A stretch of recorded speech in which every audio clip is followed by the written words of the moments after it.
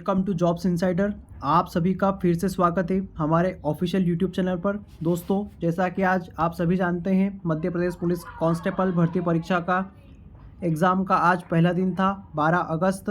आज की दोनों शिफ्ट यानी कि फर्स्ट और सेकंड शिफ्ट के पेपर के जो भी प्रश्न हुए हैं वो प्रश्न हमारे सामने आ चुके हैं और साथ ही यह पता चल चुका है कि किस तरह के पेपर आ रहे हैं और किस तरह का स्कोर यहाँ पर विद्यार्थी कर रहे हैं। दोस्तों, हम चाहे तो 2 से 3 घंटे तक पेपर एनालिसिस कर सकते हैं, लेकिन आज के टाइम पर आपके लिए समय सबसे महत्वपूर्ण है।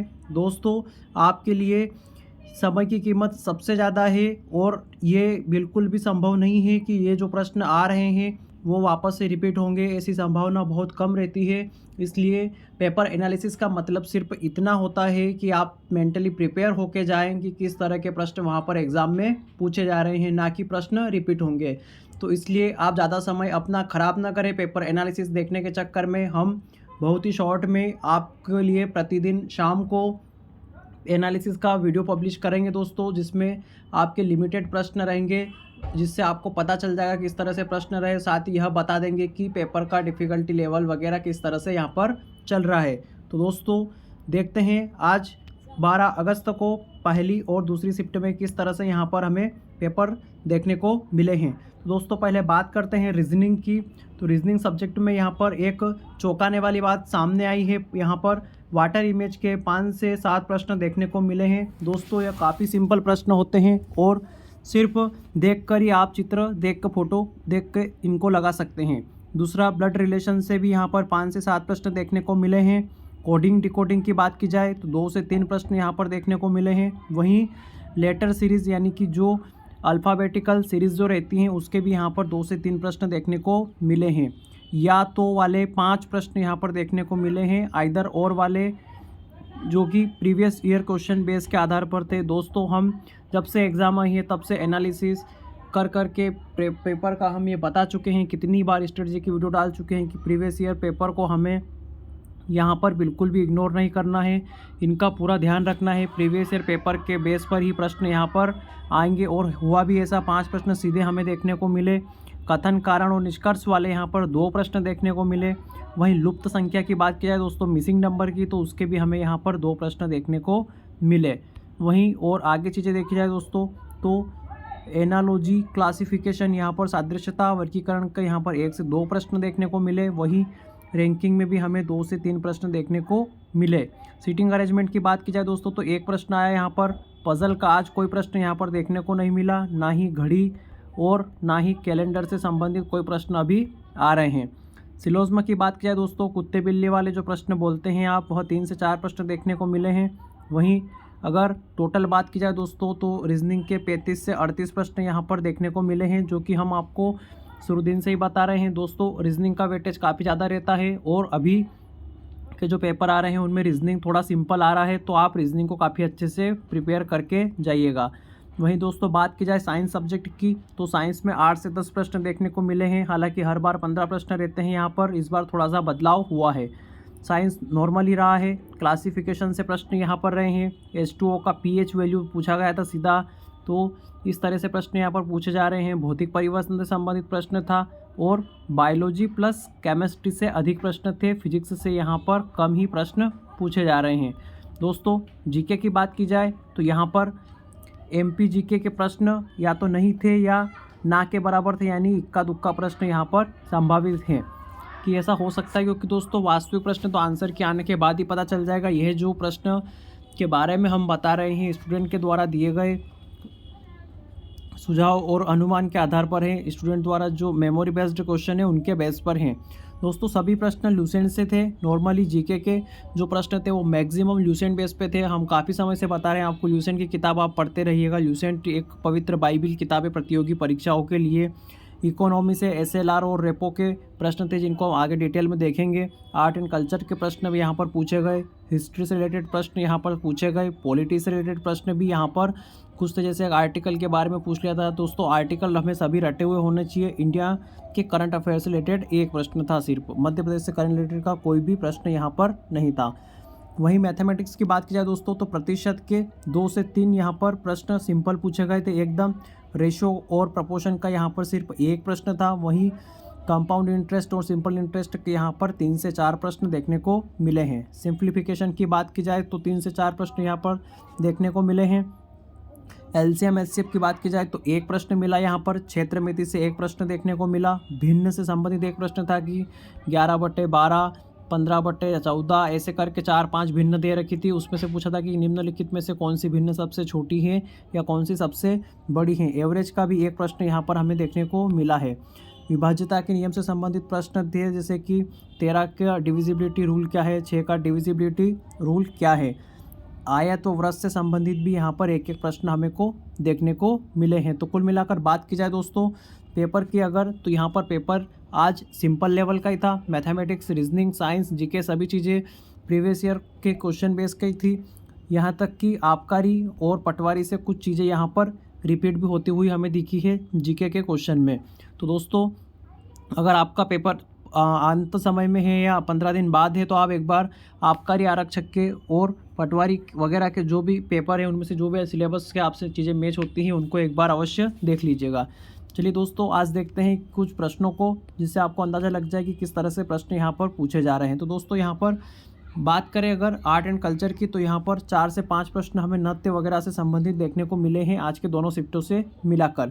दोस्तों यहाँ पर कुचिपुड़ी नृत्य का संबंध पूछा गया था, जो कि आंध्र प्रदेश राज्य से हैं।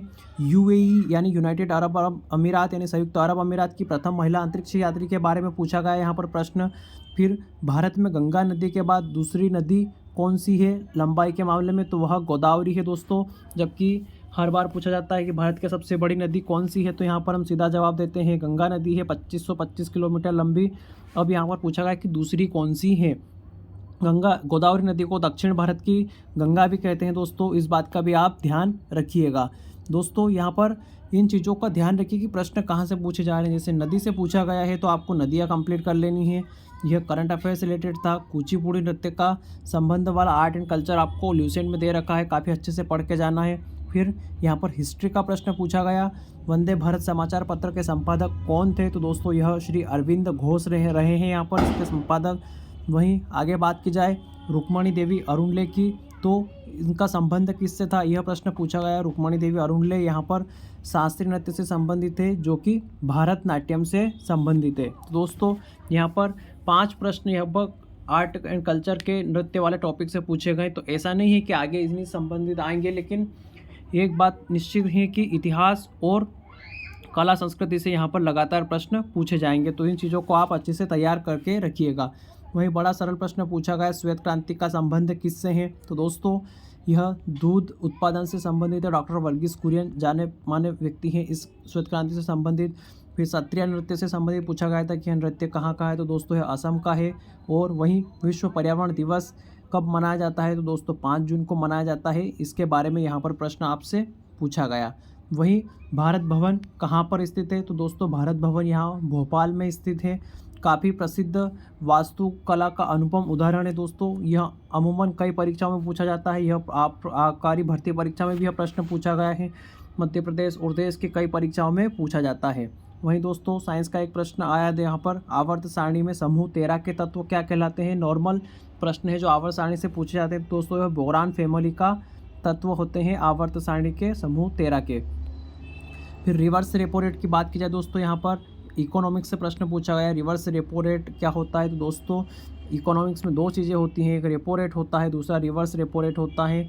रेपो रेट वह रेट होता है जिस ब्याज दर पर आरबीआई अन्य बैंकों को पैसा देती है, उसे रेपो रेट कहते हैं। और रिवर्स जो रेपो रेट होता है दोस्तों, यह रेपो रेट का उल्टा होता है। यानी कि मान लीजिए स्टेट बैंक ऑफ इंडिया और पंजाब नेशनल बैंक है, इनसे अगर आरबीआई पैसे उधार लेती है किसी कारणवश, तो ये बैंक जिस रेट पर आरबीआई को पैसा देती है उसे ही रिवर्स रेपो रेट कहते हैं। ठीक है दोस्तों, तो इस तरह के प्रश्न यहाँ पर नॉर्मली पूछे गए हैं। वहीं एसएलआर क्या होता है, तो दोस्तों एसएलआर स्टैंड फॉर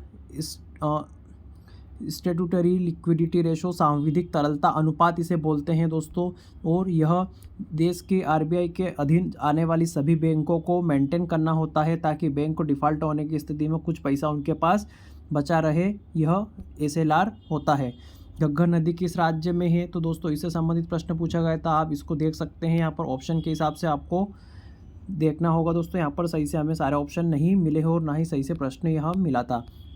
वहीं और कुछ प्रश्नों की बात किया दोस्तों सेकंड शिफ्ट की, तो यहाँ पर केंद्रीय मृदा संरक्षण बोर्ड की स्थापना कहाँ पर है? कहाँ पर स्थापित है दोस्तों? दिल्ली में स्थापित है। 2009 में इसकी स्थापना की गई थी। वहीं मध्य प्रदेश का एक प्रश्न यहाँ पर, तानसेन का मकबरा कहाँ है? तो ग्वालियर में स्थित है दोस्तों। अब आपको करना क्या है, मध्य प्रदेश से सभी मकबरे को टेबल दे रखी है महावीर, और यहाँ पर परीक्षा धाम की किताब में वहाँ से इनको सबको रट लेना है। वहीं भारत छोड़ो आंदोलन मध्य प्रदेश में कहाँ से प्रारंभ हुआ? तो 1942 में प्रारंभ हुआ विदिशा से। ठीक है दोस्तों, ये सब नॉर्मल चीज़ें हैं। इतिहास से संबंधित इतिहास में काफ़ी प्रश्न पूछे जा रहे हैं यहाँ पर। वहीं 1857 की क्रांति मध्य प्रदेश के जो नेता थे उनसे संबंधित ऐसा कुछ प्रश्न था। और यहाँ पर अगर शुरुआत की बात किया दोस्तों, तो नीमच से प्रारंभ हुई थी 1857 की क्रांति मध्य प्रदेश में। खानवा के युद्ध की बात किया दोस्तों, तो 1527 में यहाँ पर हुआ था। अब इसके बाद आपको चंदावर का युद्ध, घाघरा का युद्ध आदि इन सबको अच्छे से कंठस्थ कर लेना है।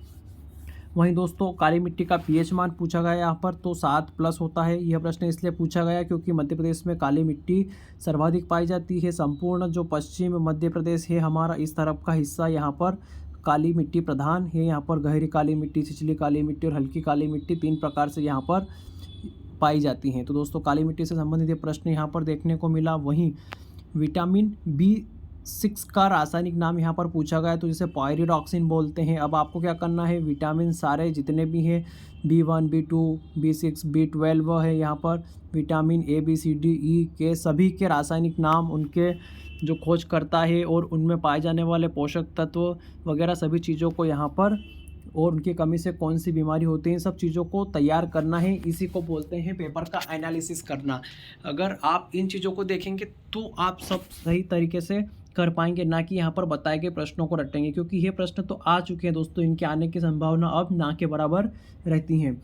जिप्सम का सूत्र यहाँ पर पूछा गया था, जो होता है CaSO4.2H2O होता है यहाँ पर। तराइन का प्रथम युद्ध पूछा गया था यहाँ पर, जो कि 1191 में था। उसके बाद तराइन का द्वितीय युद्ध यहाँ पर 1192 में, और उसके बाद चंदावर का युद्ध भी यहाँ पर देख सकते हैं।